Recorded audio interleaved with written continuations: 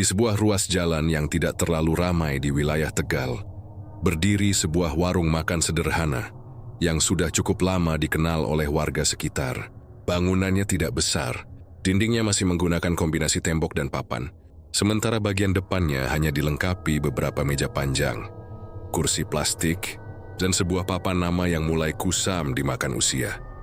Warung itu milik pasangan suami istri, Bu Haji Saryu dan Pak Haji Roza. Bagi warga sekitar, keduanya dikenal sebagai pasangan yang sederhana dan pekerja keras. Sejak pagi buta, Bu Haji Saryu sudah berada di dapur menyiapkan berbagai macam masakan. Sementara Pak Haji Rozak biasanya bertugas membeli bahan makanan, mengurus pelanggan, serta mengatur keuangan warung. Dahulu, warung tersebut sempat menjadi tempat makan yang cukup ramai. Setiap pagi, beberapa pedagang pasar mampir untuk sarapan. Para sopir angkutan juga sering berhenti sekadar menikmati nasi hangat dan teh manis. Ketika siang tiba, meja-meja hampir selalu terisi. Namun keadaan perlahan berubah. Perubahan itu bermula ketika sebuah rumah makan baru dibuka tidak jauh dari tempat mereka.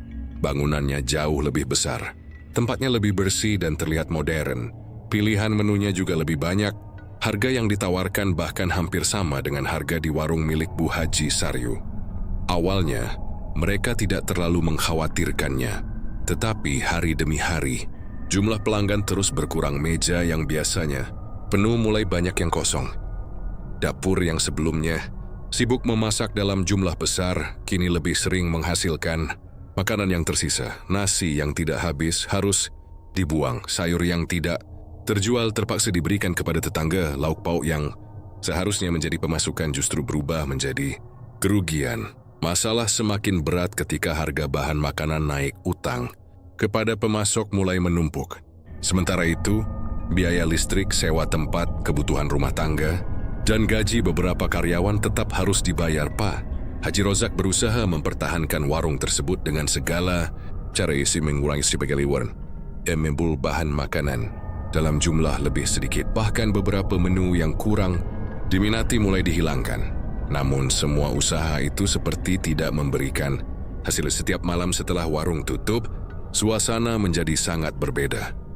Jika siang hari tempat tersebut masih terdengar suara pelanggan dan kendaraan yang berlalu lalang, malam hari hanya menyisakan suara jangkrik dan sesekali deru kendaraan dari kejauhan. Meja-meja kosong terlihat semakin banyak. Kursi-kursi yang dahulu selalu terisi kini hanya tersusun rapi tanpa seorang pun yang duduk. Keadaan itu membuat tekanan dalam keluarga mereka semakin besar. Pak Haji Rozak mulai sering termenung menghitung uang hasil penjualan, sementara Bu Haji Saryu semakin sering menyimpan kekhawatiran seorang diri. Mereka bukan hanya takut kehilangan warung, mereka takut kehilangan seluruh kehidupan yang selama bertahun-tahun dibangun dari tempat tersebut. Puncak keterpurukan terjadi ketika beberapa pemasok mulai menolak memberikan bahan makanan secara mereka meminta pembayaran dilakukan di muka keadaan. Itu membuat warung semakin sulit berjalan. Suatu pagi, bahan makanan yang tersedia bahkan tidak cukup untuk membuat seluruh menu. Karyawan yang masih bertahan hanya bisa bekerja dengan keadaan serba terbatas. Pelanggan yang datang pun semakin sedikit. Hari itu, hingga sore menjelang, hanya beberapa meja yang terisi. Ketika matahari mulai turun, warung terlihat hampir kosong. Di luar, langit Tegal perlahan berubah menjadi jingga. Angin membawa debu dari jalanan dan membuat papan nama warung bergoyang perlahan. Tidak ada yang menyangka bahwa malam itu akan menjadi awal dari perubahan besar dalam kehidupan keluarga tersebut. Setelah warung hampir tutup, datang seorang lelaki tua. Tiap banyak yang memperhatikannya. Ia berjalan perlahan dari arah jalan, kemudian masuk ke dalam warung dan memilih sebuah meja di sudut paling belakang. Pakaiannya sederhana, wajahnya terlihat tua dan sulit dikenali karena pencahayaan di sudut. Ruangan cukup redup, ia tidak banyak bicara. Ia hanya memesan makanan, kemudian makan dengan tenang. Setelah selesai, lelaki tersebut tidak langsung pergi. Ia justru memperhatikan keadaan. Warung tatapannya berpindah dari meja-meja kosong menuju dapur. Kemudian ia memperhatikan pemilik warung yang sedang sibuk menghitung uang hasil penjualan. Tidak lama kemudian, lelaki tua itu berdiri. ia membayar makanannya. Namun sebelum meninggalkan warung, ia sempat mengatakan sesuatu yang membuat suasana terasa aneh. Ia mengatakan bahwa warung tersebut sebenarnya masih bisa menjadi sangat ramai, bukan hanya ramai seperti dahulu, tetapi jauh lebih ramai. Ya, bahkan ia mengatakan bahwa suatu hari nanti, warung tersebut bisa memiliki banyak cabang dan dikenal oleh orang-orang dari berbagai daerah. Kalimat itu terdengar seperti sebuah harapan. Tetapi, ada sesuatu yang terasa tidak biasa dari cara lelaki tersebut mengatakannya. Ia tidak menjelaskan bagaimana hal itu bisa terjadi. Ia hanya memberikan sebuah petunjuk samar bahwa setiap kekayaan besar selalu memiliki harga yang harus dibayar. Setelah mengatakan hal itu, lelaki tua tersebut pergi meninggalkan warung. Malam semakin larut. Tidak ada yang tahu siapa sebenarnya lelaki tersebut. Tidak. Jadi siang setahun dari mana dia Nawongs. Dan pilot kual ada pula yang tahu mengapa ia memilih datang tepat ketika warung itu berada di titik paling buruk dalam sejarahnya. Namun sejak malam itu, kehidupan di warung makan Bu Haji Saryu dan Pak Haji Roza perlahan mulai berubah. Beberapa hari kemudian, pelanggan yang sebelumnya tidak pernah datang mulai berdatangan. Awalnya hanya 1 atau 2. Renegosiators bertambah menjadi beberapa. Minggu lalu semakin banyak warung yang sebelumnya hampir gulung tikar mulai kembali mendapatkan pemasukan. Bu Haji Saryu menganggap semua itu sebagai keberuntungan. Namun Pak Haji Rozak justru mulai teringat pada lelaki tua yang datang pada malam itu. Sebab sejak pertemuan tersebut, sesuatu yang tidak dapat dijelaskan mulai mengikuti kehidupan mereka. Pada suatu malam, salah satu karyawan mendengar suara langkah kaki dari dapur ketika semua orang sudah berada di bagian depan warung. Ketika diperiksa, tidak ada siapapun. Pada malam berikutnya, terdengar suara piring diletakkan di atas meja kosong. Padahal warung sudah dikunci. Dan beberapa hari kemudian, seorang karyawan mengaku melihat bayangan seseorang berdiri di belakang dapur. Bayangan itu hanya terlihat beberapa detik, lalu menghilang begitu saja. Semua kejadian tersebut pada awalnya dianggap sebagai hal biasa. Tidak ada yang menyangka bahwa keberadaan lelaki tua itu telah membuka pintu menuju sesuatu yang jauh lebih mengerikan. Sesuatu yang kelak membuat warung sederhana di pinggir Jalan Tegal tersebut berubah menjadi usaha besar dengan banyak cabang. Namun bersamaan dengan kekayaan itu, satu demi satu harga mulai ditagihkan. Dan harga pertama ternyata bukan uang, melainkan manusia. Sejak kedatangan lelaki tua yang tidak dikenal itu, keadaan warung makan Bu Haji Saryu dan Pak Haji Rozak perlahan mengalami perubahan. Warung yang sebelumnya hampir kehilangan pelanggan mulai kembali didatangi orang-orang. Pada awalnya, perubahan tersebut masih terlihat wajar. Beberapa pelanggan lama kembali datang. Kemudian muncul pelanggan baru yang sebelumnya tidak pernah terlihat. Ada pula orang-orang dari desa sebelah yang sengaja mampir setelah mendengar kabar bahwa masakan di warung tersebut mulai kembali terkenal. Pemasukan meningkat, utang kepada pemasok mulai bisa dibayar sedikit demi sedikit. Karyawan yang sebelumnya bekerja dalam suasana penuh kekhawatiran mulai kembali sibuk. Namun di balik perubahan itu, muncul kejadian-kejadian kecil yang sulit dijelaskan. Beberapa karyawan mulai mengeluhkan hawa dingin yang sering muncul dari bagian belakang dapur, terutama menjelang tengah malam. Padahal dapur tersebut selalu tertutup dan tidak memiliki jendela besar yang memungkinkan angin masuk. Kadang terdengar suara benda jatuh dari dalam gudang. Ketika diperiksa, tidak ada apapun yang berantakan. Ada pula kejadian ketika jumlah piring yang sudah dicuci tiba-tiba berkurang 1. Piring itu kemudian ditemukan di meja paling belakang, lengkap dengan bekas kuah makanan yang masih terlihat. Padahal meja tersebut tidak pernah digunakan malam itu. Semua kejadian tersebut dianggap sebagai hal sepele. Kesibukan warung membuat tidak banyak orang memikirkannya. Akan tetapi, Pak Haji Rozak tidak bisa melupakan lelaki tua yang pernah datang beberapa waktu sebelumnya, terutama setelah warung mereka benar-benar mulai ramai. Setiap malam, setelah semua karyawan pulang, Pak Haji Rozak sering duduk sendirian di bagian depan warung sambil menghitung hasil penjualan. Jumlah uang yang terkumpul semakin besar. Hal yang Dahulu hanya menjadi angan-angan, kini mulai terlihat nyata. Tetapi di dalam pikirannya selalu muncul kembali kalimat lelaki tua tersebut tentang harga yang harus dibayar. Semakin besar keuntungan yang diperoleh, semakin sering pula Pak Haji Rozak teringat pada kalimat itu. Beberapa minggu berlalu, warung semakin ramai. Bahkan pada akhir pekan, pelanggan harus menunggu sebelum mendapatkan tempat duduk. Keadaan tersebut membuat Pak Haji Rozak mulai berani mengambil keputusan besar. Ia ingin memperluas warung, namun modal yang dibutuhkan cukup besar. Uang hasil penjualan sebenarnya sudah mulai terkumpul, tetapi belum cukup untuk mewujudkan rencana tersebut. Pada suatu malam, ketika warung hampir tutup, lelaki tua itu kembali muncul. Kali ini ia datang tanpa suara. Ia berdiri beberapa meter dari warung, memperhatikan kesibukan dari kejauhan. Pak Haji Rozak yang melihatnya segera mengenali wajah tersebut. Lelaki itu tidak langsung masuk. Ia hanya memberi isyarat agar Pak Haji Rozak mengikutinya. Pertemuan itu kemudian membawa Pak Haji Rozak menuju sebuah tempat yang jauh dari keramaian. Tidak ada suasana warung, tidak ada suara kendaraan, hanya jalan kecil yang dikelilingi pepohonan dan rumah-rumah yang jaraknya cukup berjauhan. Di tempat itulah sebuah rahasia besar mulai terbuka. Lelaki tua tersebut ternyata bukan sekadar orang asing yang kebetulan mengetahui keadaan warung. Ia mengetahui bahwa usaha Bu Haji Saryu dan Pak Haji Rozak sedang berada di titik terendah.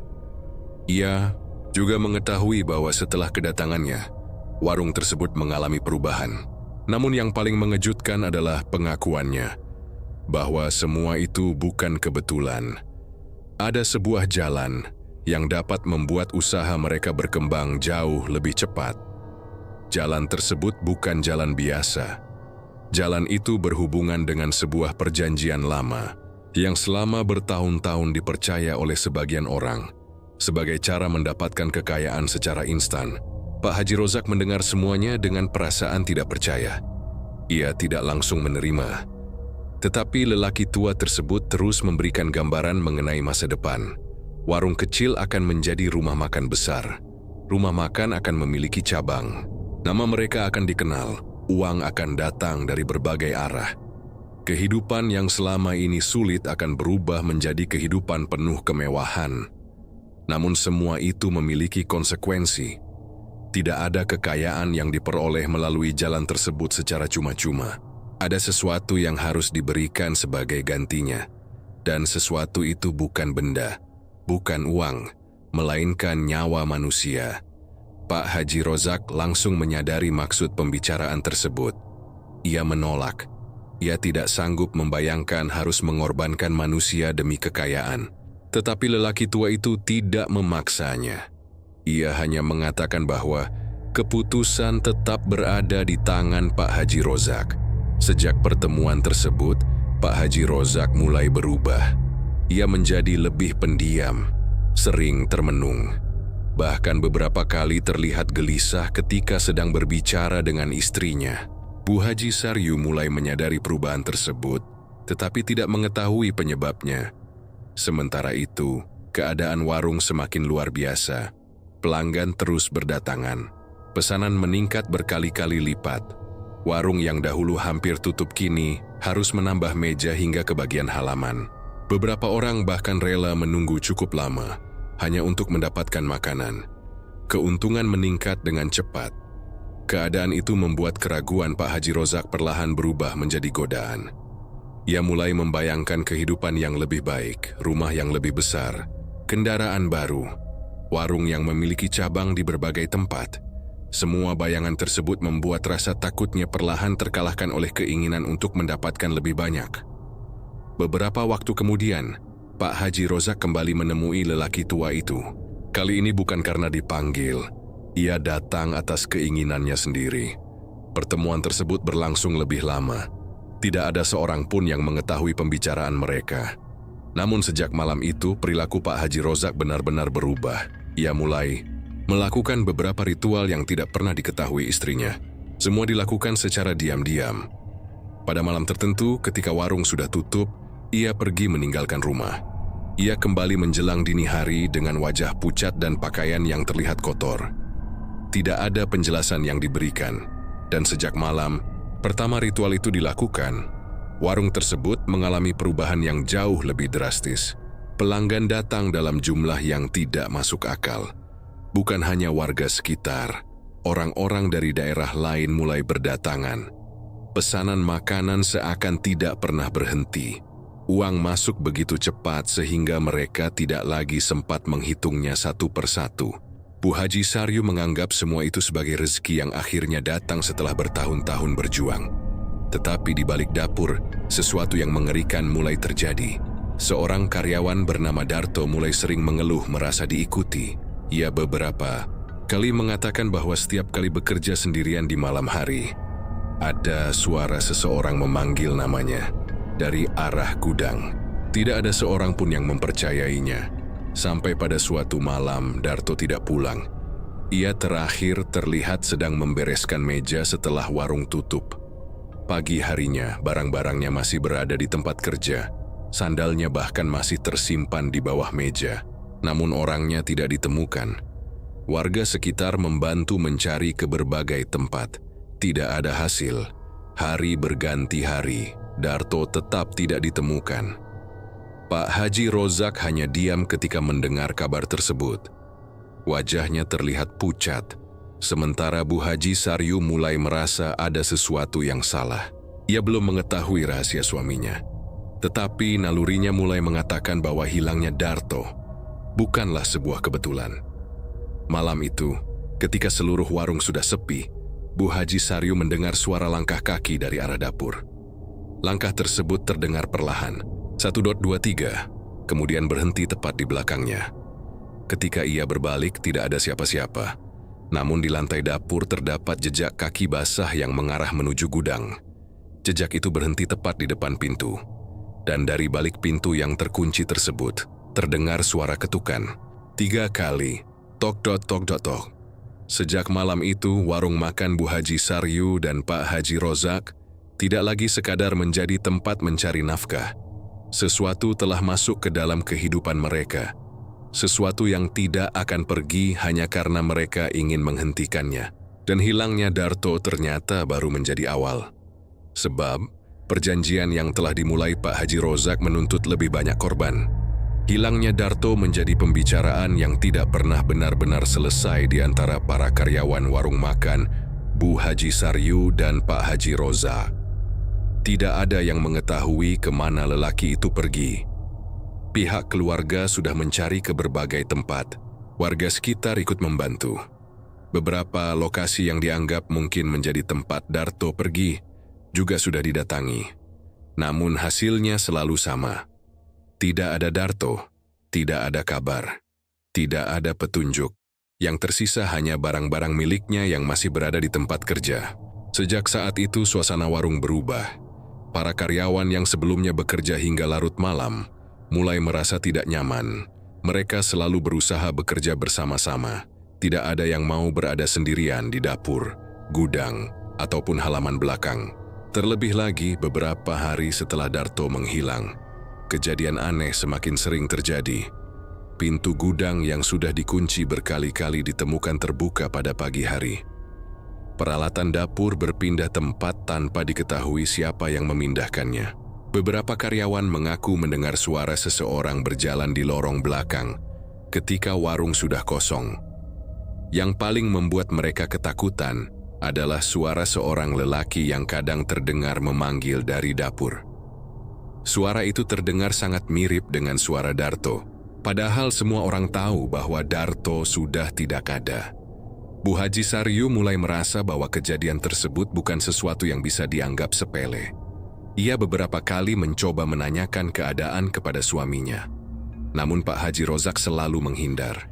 Ia hanya mengatakan bahwa Darto mungkin pergi karena memiliki masalah pribadi. Jawaban tersebut tidak pernah benar-benar meyakinkan. Sementara itu, warung justru semakin ramai. Seolah-olah hilangnya seorang karyawan tidak membawa pengaruh apapun terhadap usaha mereka. Bahkan setelah Darto menghilang, pelanggan semakin banyak. Meja-meja selalu penuh. Pesanan datang tanpa henti. karyawan yang tersisa harus bekerja lebih keras untuk melayani pelanggan.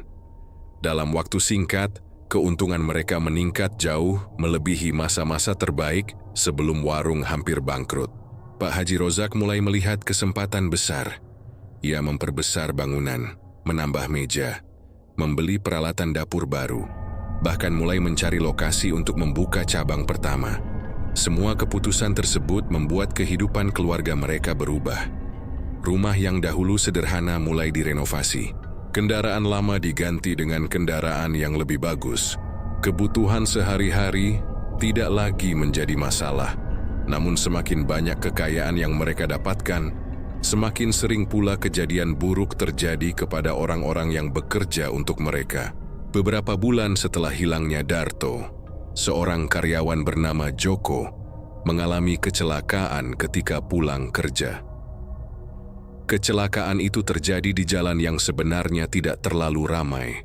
Joko ditemukan dalam kondisi mengenaskan. Tidak lama setelah kejadian tersebut, cabang pertama mereka berhasil dibuka. Keuntungan dari cabang baru bahkan lebih besar daripada perkiraan. Pak Haji Rozak semakin yakin bahwa jalan yang dipilihnya berhasil. Namun Bu Haji Saryu mulai melihat pola yang mengerikan. Setiap kali sesuatu buruk menimpa karyawan, usaha mereka justru semakin berkembang.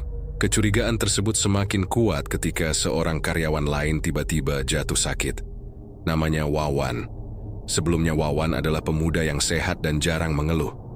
Namun suatu malam, ia tiba-tiba mengalami demam tinggi.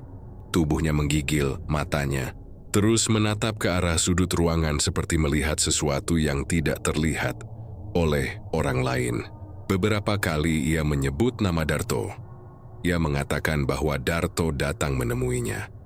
Tidak seorang pun memahami maksudnya. Beberapa hari kemudian, kondisi Wawan memburuk. Ia akhirnya meninggal dunia. Tidak lama setelah pemakamannya, cabang kedua warung makan mereka dibuka. Kejadian tersebut membuat Bu Haji Saryu semakin ketakutan. Ia mulai menyadari bahwa ada sesuatu yang menghubungkan kematian para karyawan dengan kesuksesan usaha mereka. Namun ia belum mengetahui bagaimana hubungan tersebut terjadi. Sementara itu, Pak Haji Rozak semakin jarang berada di rumah. Ia sering pergi pada malam hari, kadang sebelum tengah malam, kadang baru kembali ketika langit mulai berubah terang. Tidak ada yang tahu kemana ia pergi.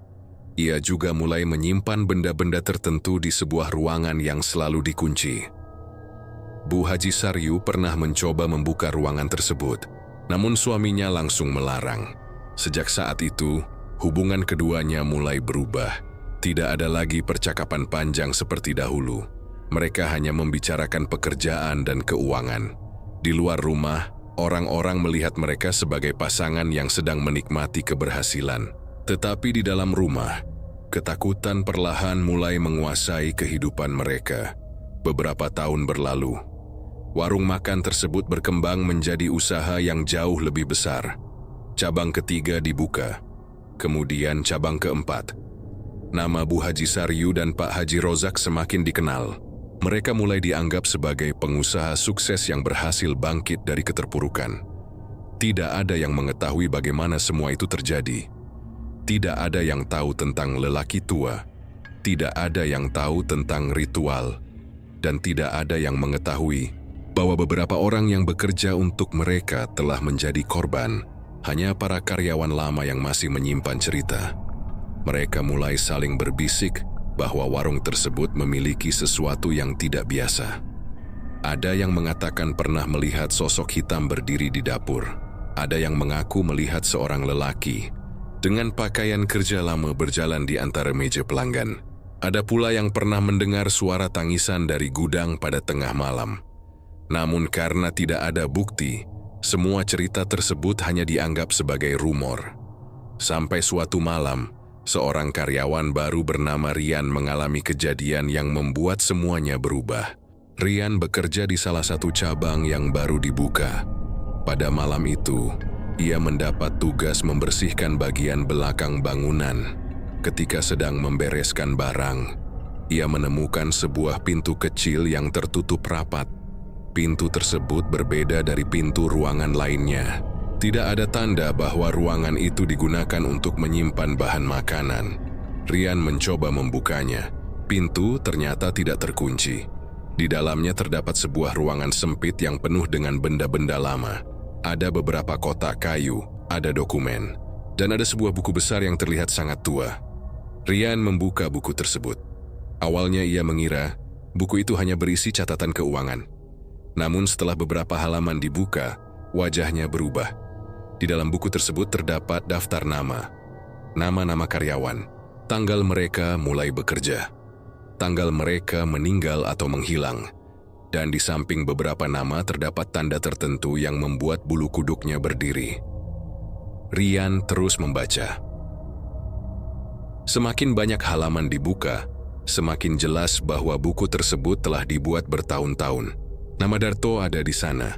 Nama Joko juga ada, nama Wawan juga tercatat. Yang lebih mengerikan, terdapat banyak nama lain yang bahkan belum pernah didengar Rian. Semua memiliki pola yang sama, masuk bekerja, mengalami kejadian aneh, kemudian meninggal atau menghilang. Rian mulai menyadari bahwa buku tersebut bukan catatan biasa. Itu seperti sebuah daftar korban. Tangannya gemetar. Namun sebelum sempat membawa buku tersebut keluar, terdengar suara langkah dari lorong. Langkah itu semakin mendekat. Rian buru-buru mematikan lampu. Dia bersembunyi di balik rak. Dari celah sempit, ia melihat seseorang berjalan perlahan di depan pintu. Orang itu berhenti, diam beberapa saat. Kemudian terdengar suara yang sangat pelan. Suara seorang lelaki yang sudah lama tidak pernah terdengar lagi. "Rian!" Pemuda itu membeku. Suara tersebut terdengar seperti suara Darto, tetapi Darto telah menghilang berbulan-bulan sebelumnya. Rian menahan napas, langkah kaki, kemudian bergerak menjauh. Setelah keadaan benar-benar sunyi, ia keluar dari ruangan tersebut dan membawa buku itu. Malam itu menjadi awal terbongkarnya rahasia besar warung makan tersebut. Rian belum mengetahui siapa yang membuat daftar itu. Ia juga belum mengetahui mengapa nama-nama karyawan dicatat seperti itu. Namun satu hal mulai menjadi jelas. Kesuksesan besar warung makan Bu Haji Saryu dan Pak Haji Rozak ternyata dibangun di atas penderitaan orang-orang yang bekerja di dalamnya. Dan daftar di dalam buku itu masih belum selesai. Masih ada halaman kosong. Masih ada nama yang belum ditulis. Dan tanpa diketahui siapapun, nama berikutnya ternyata sudah mulai ditentukan. Penemuan buku tua di salah satu ruangan tersembunyi menjadi awal dari ketakutan yang jauh lebih besar. Tidak ada yang mengetahui isi buku tersebut selain Rian. Pemuda itu membawa buku tersebut keluar dari ruangan dan menyimpannya di tempat yang menurutnya aman.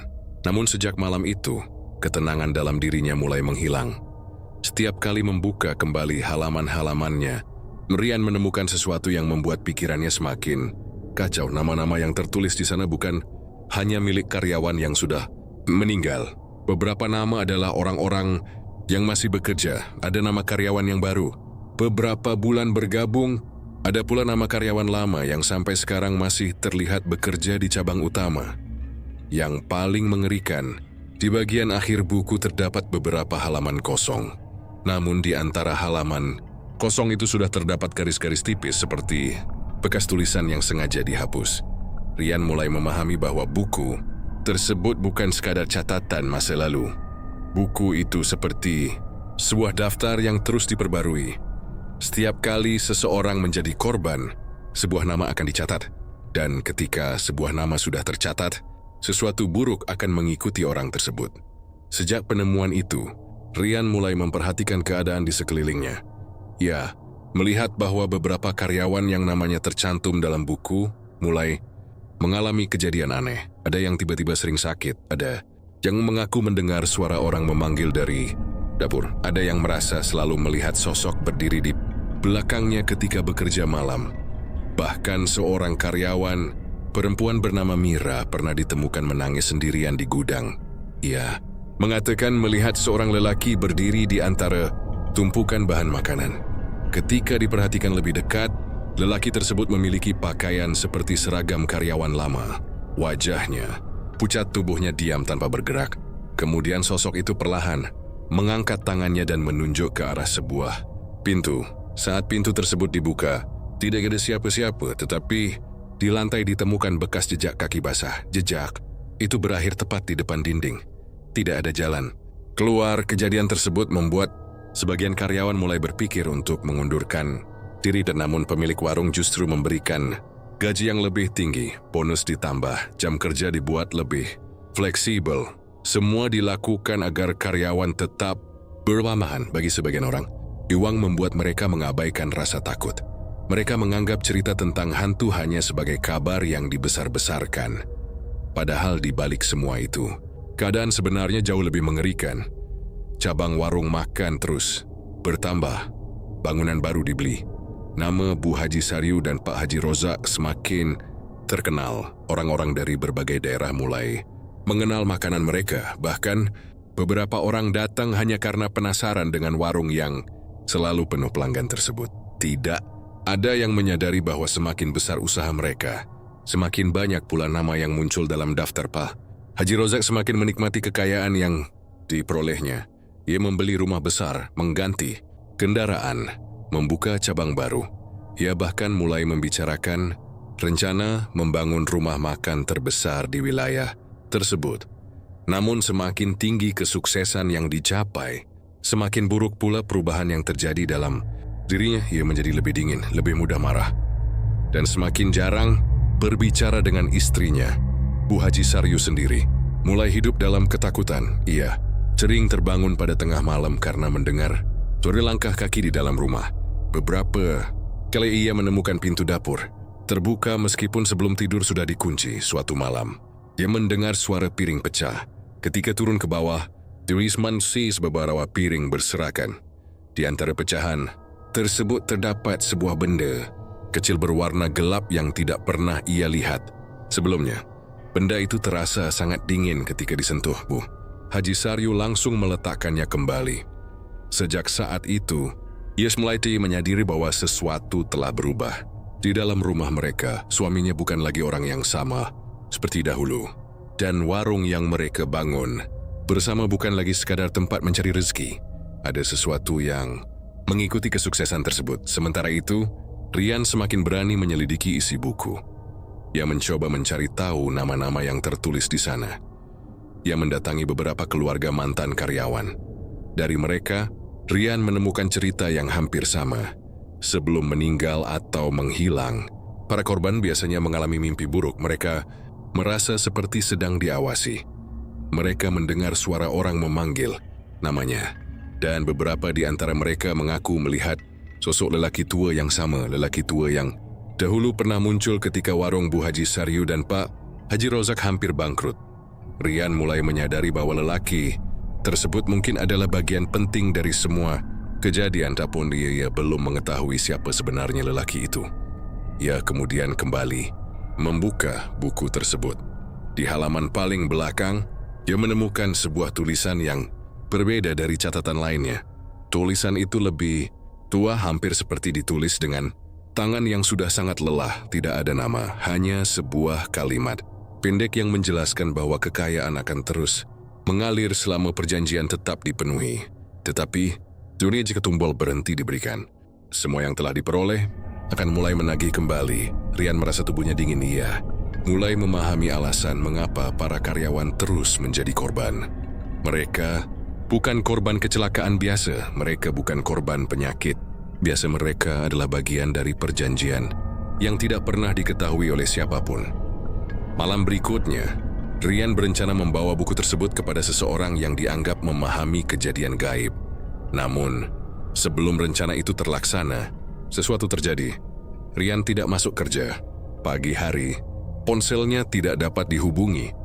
Kendaraannya ditemukan di dekat jalan menuju cabang utama. Pintu kendaraan terbuka, barang-barangnya masih ada, tetapi Rian tidak ditemukan. Kabar hilangnya Rian membuat para karyawan semakin ketakutan. Terlebih lagi, buku tua yang selama ini dibawa Rian juga ikut menghilang. Sejak saat itu, tidak ada lagi yang berani membicarakan daftar nama tersebut. Orang-orang memilih diam. Mereka takut kehilangan pekerjaan, takut kehilangan penghasilan, Dan lebih dari semuanya, takut mengalami nasib yang sama seperti Rian. Tetapi ada satu hal yang tidak mereka ketahui. Sebelum Rian menghilang, ia sempat membuat satu salinan dari beberapa halaman buku tersebut. Salinan itu disimpan di tempat yang tidak diketahui oleh siapapun. Di dalamnya terdapat nama-nama korban lama, nama-nama karyawan yang masih bekerja, dan satu nama yang membuat keadaan menjadi semakin mengerikan. Nama tersebut bukan nama karyawan. Nama itu adalah nama orang yang selama ini menjadi pemilik warung, Pak Haji Rozak.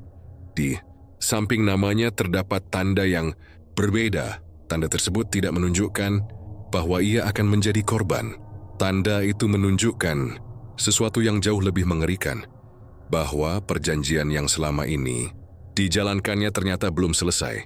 Justru, setelah semua cabang berhasil dibangun, saat itulah harga sebenarnya mulai mendekat. Dan tanpa disadari oleh keluarga tersebut, sosok-sosok yang selama ini hanya muncul dalam mimpi mulai datang ke dunia nyata. Pada suatu malam, salah satu cabang yang baru saja tutup mendadak terdengar suara kursi diseret dari ruang makan. Seorang penjaga yang masih berada di luar mendengar suara banyak orang berbicara di dalam. Ia mengira ada karyawan yang belum pulang. Namun ketika pintu dibuka, seluruh meja kosong, tidak ada seorang pun, hanya ada beberapa kursi yang tersusun melingkar. Di tengahnya terdapat satu meja, dan di atas meja itu terdapat sebuah buku tua. Buku yang selama ini dianggap telah hilang, halaman terakhirnya terbuka. Di sana muncul tulisan, baru pun satu nama satu tanggal, dan sebuah kalimat pendek yang menjadi pertanda bahwa korban berikutnya sudah dipilih. Setelah kejadian buku tua yang kembali muncul di salah satu cabang, keadaan seluruh usaha milik Bu Haji Saryu dan Pak Haji Rozak perlahan berubah. Dari luar, bisnis mereka masih terlihat sempurna. Cabang-cabang baru terus dibuka, pelanggan semakin ramai, uang terus mengalir, rumah mereka semakin besar, kendaraan berganti, dan nama pasangan tersebut semakin dikenal sebagai pengusaha rumah makan yang berhasil bangkit dari keterpurukan. Namun di balik semua kemewahan itu, ketakutan mulai menguasai keluarga mereka. Tidak ada lagi malam yang benar-benar tenang. Hampir setiap malam terdengar suara langkah kaki dari halaman rumah. Kadang terdengar suara pintu diketuk 3 kali, padahal ketika diperiksa tidak ada siapa.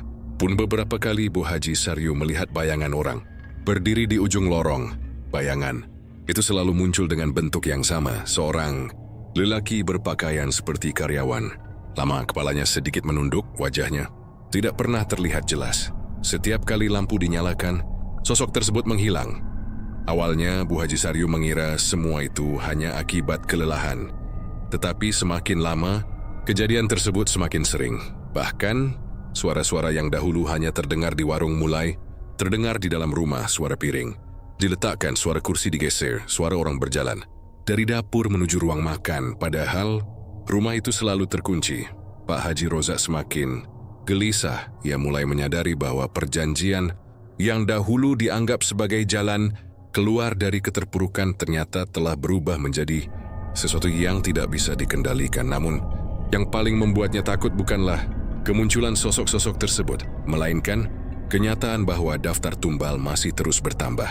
Setelah Rian menghilang, beberapa karyawan lain mengalami kejadian buruk. Ada yang mendadak mengundurkan diri karena merasa terus diikuti, ada yang pindah keluar kota, ada pula yang mengalami kecelakaan. Setiap kali seseorang menjadi korban, bisnis mereka justru semakin berkembang. Hal tersebut membuat Pak Haji Rozak semakin terjebak. Ia tahu ada sesuatu yang hilang, tetapi ia juga tahu bahwa selama ini kekayaan mereka seolah bergantung pada perjanjian tersebut. Jika berhenti, ia takut semuanya akan hancur. Ketakutan itu membuatnya kembali mencari lelaki tua yang dahulu menjadi awal dari semuanya. Setelah mencari selama beberapa waktu, akhirnya lelaki tersebut kembali muncul. Pertemuan mereka terjadi di tempat yang sama seperti bertahun-tahun. Sebelumnya, lelaki tua itu terlihat jauh lebih tua, rambutnya memutih, wajahnya semakin keriput, namun tatapannya tetap sama, dingin. Pak Haji Rozak datang dengan satu tujuan. Ia ingin menghentikan semuanya, tetapi keinginannya ditolak. Perjanjian tidak dapat dihentikan hanya karena pemiliknya sudah merasa takut. Semua kekayaan yang telah diperoleh memiliki harga, dan selama ini, harga tersebut dibayar dengan kehidupan orang-orang yang bekerja untuk mereka. Pak Haji Roza mulai memahami sesuatu yang jauh lebih buruk. Ternyata korban-korban sebelumnya bukanlah korban terakhir, jumlahnya belum cukup, masih ada satu tahapan terakhir yang harus diselesaikan. Jika tidak, semua yang selama ini mereka bangun akan berbalik menjadi petaka. Yang lebih mengerikan, tumbal terakhir tidak boleh berasal dari sembarang orang. Harus seseorang yang memiliki hubungan dekat dengan pemilik perjanjian. Pak Haji Rozak pulang dalam keadaan kacau. Sejak hari itu, ia berubah semakin pendiam.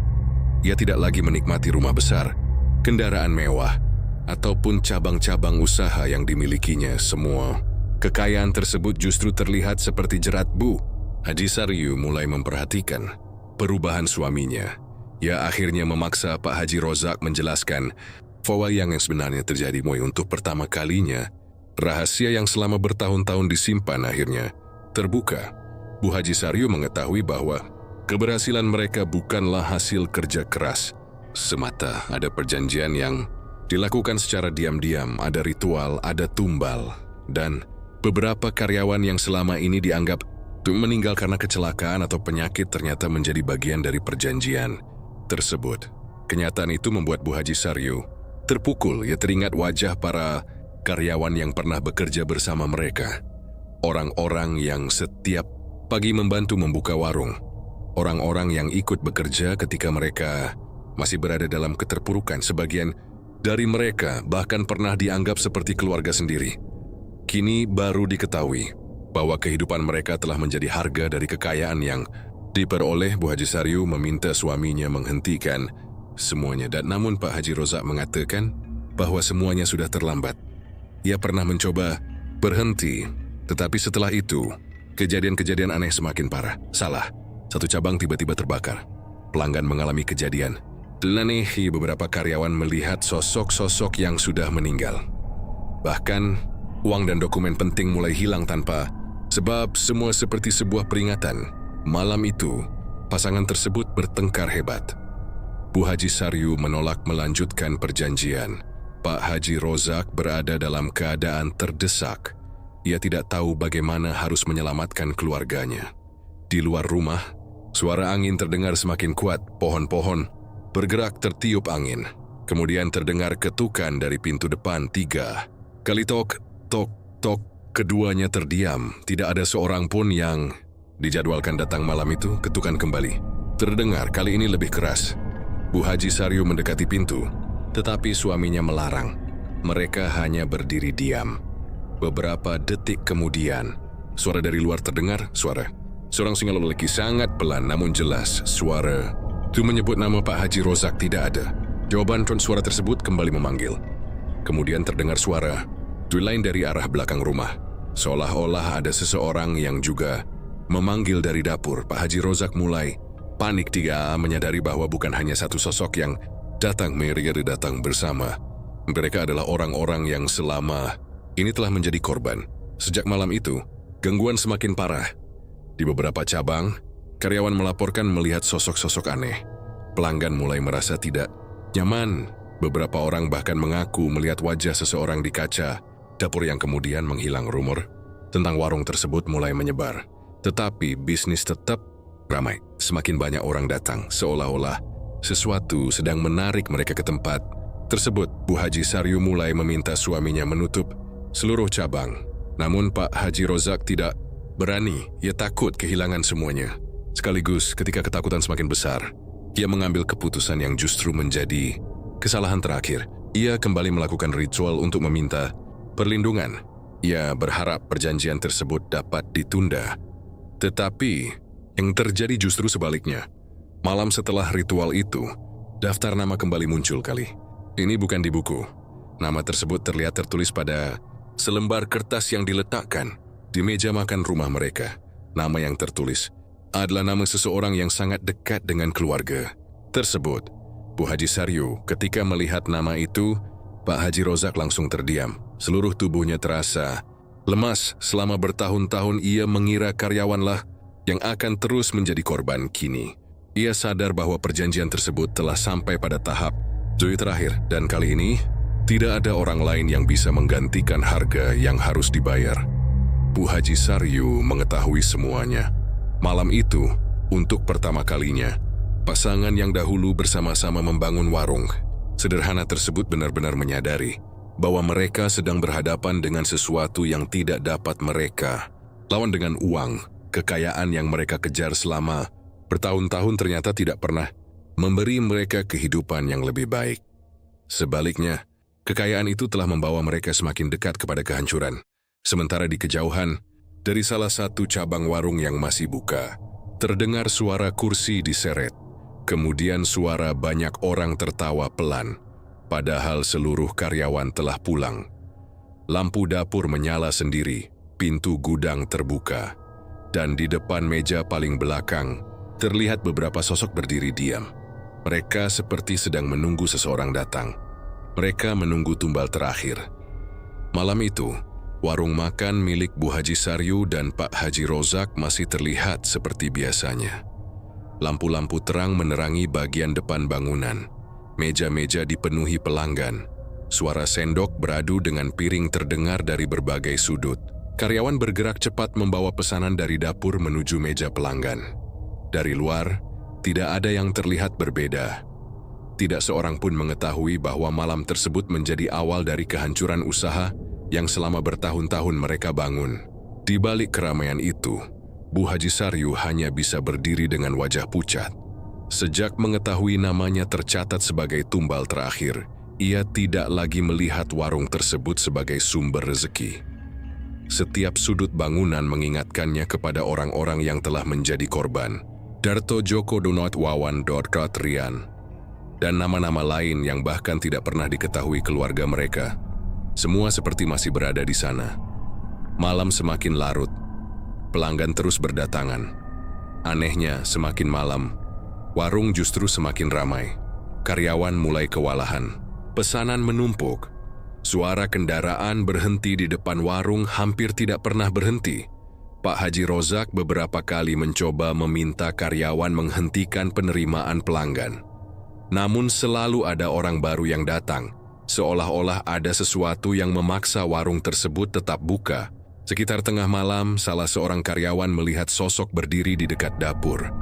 Ia mengira orang tersebut adalah pelanggan yang sedang mencari tempat. Namun ketika diperhatikan lebih lama, sosok itu terlihat mengenakan pakaian kerja lama, wajahnya pucat. Tubuhnya basah seperti baru keluar dari hujan.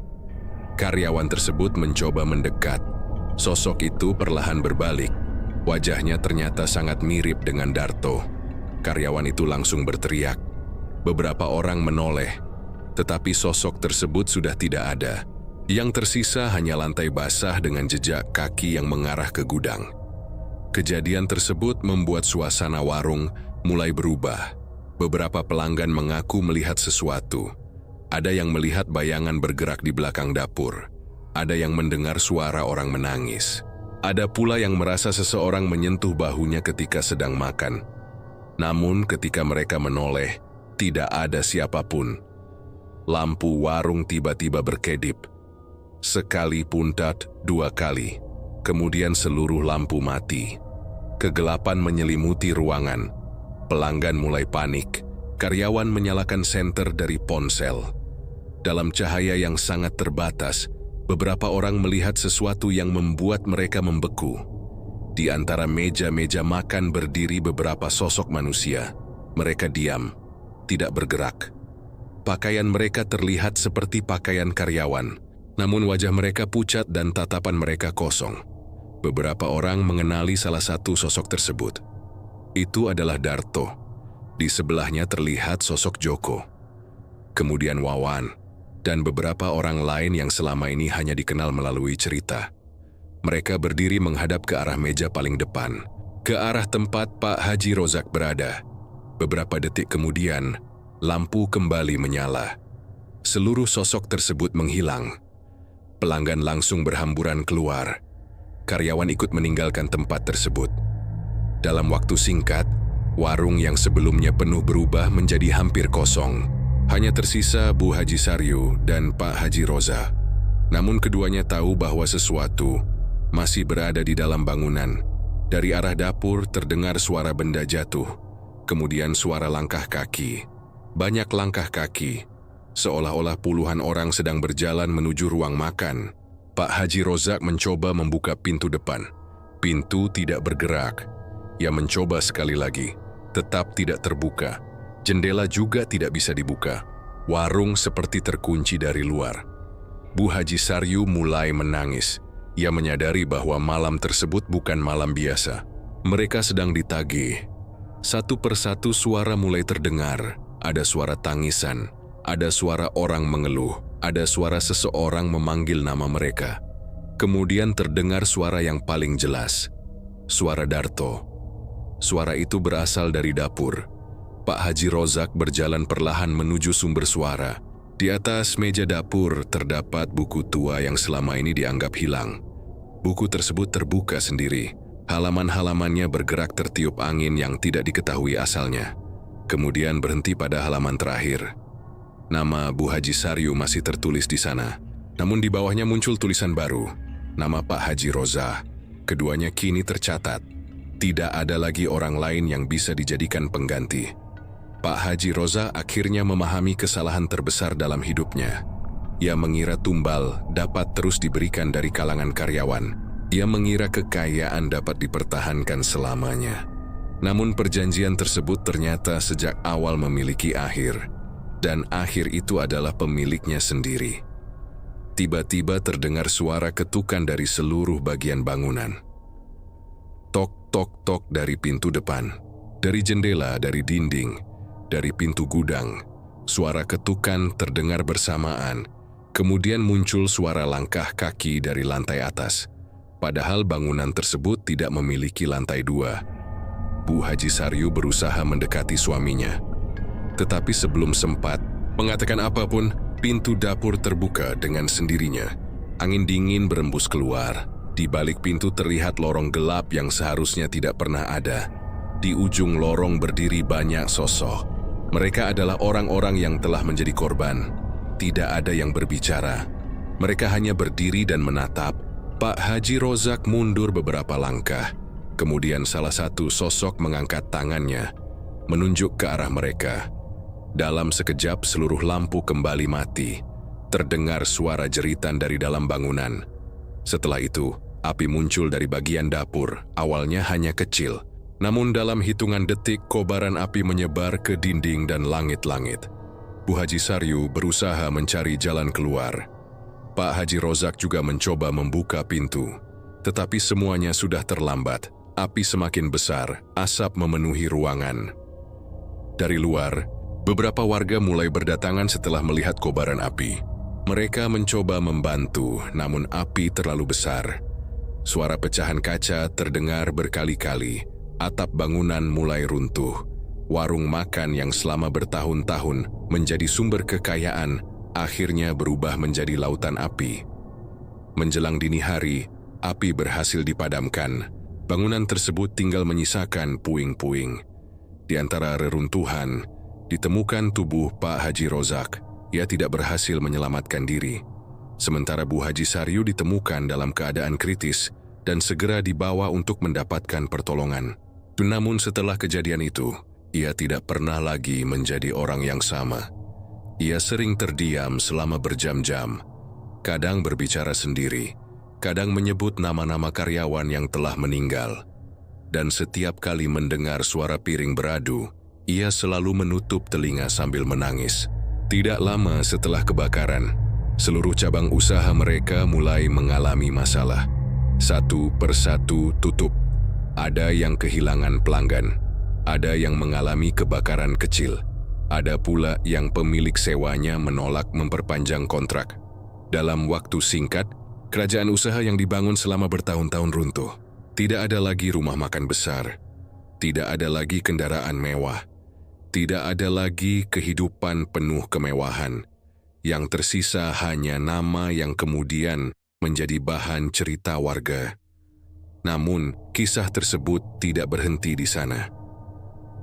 Beberapa bulan setelah kebakaran, Warga sekitar mengaku masih melihat sesuatu di bekas lokasi warung. Pada malam tertentu, terutama ketika jalanan mulai sepi, bangunan yang telah menjadi puing itu seolah terlihat kembali. Lampunya menyala, meja-meja terlihat penuh, orang-orang tampak sedang makan, dan beberapa sosok berpakaian karyawan terlihat berdiri di balik meja. Tidak ada seorang pun yang berani mendekat. Mereka hanya melihat dari kejauhan. Konon, beberapa orang yang pernah melewati tempat tersebut juga mendengar suara seseorang memanggil dari dalam. Suara itu terdengar ramah, seolah-olah sebuah warung makan benar-benar sedang buka. Tetapi warga memilih terus berjalan, sebab mereka mengetahui satu hal. Warung tersebut bukan lagi tempat untuk mencari makanan. Ia telah menjadi tempat bagi orang-orang yang dulu menjadi korban.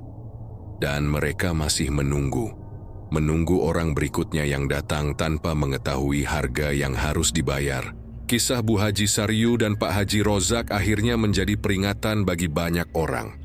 Keterpurukan memang bisa membuat seseorang mencari jalan keluar dengan cara apapun.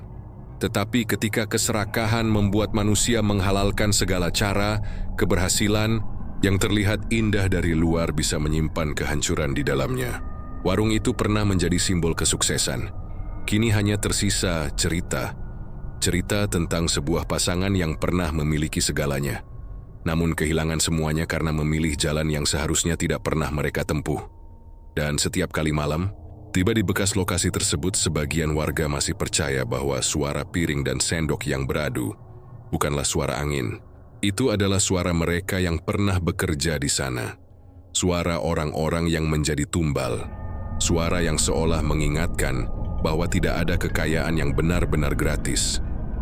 Karena pada akhirnya, semua yang diambil dengan cara yang salah akan datang kembali untuk menagih. Dan ketika tagihan itu tiba, tidak ada harta sebanyak apapun yang mampu menyelamatkan manusia.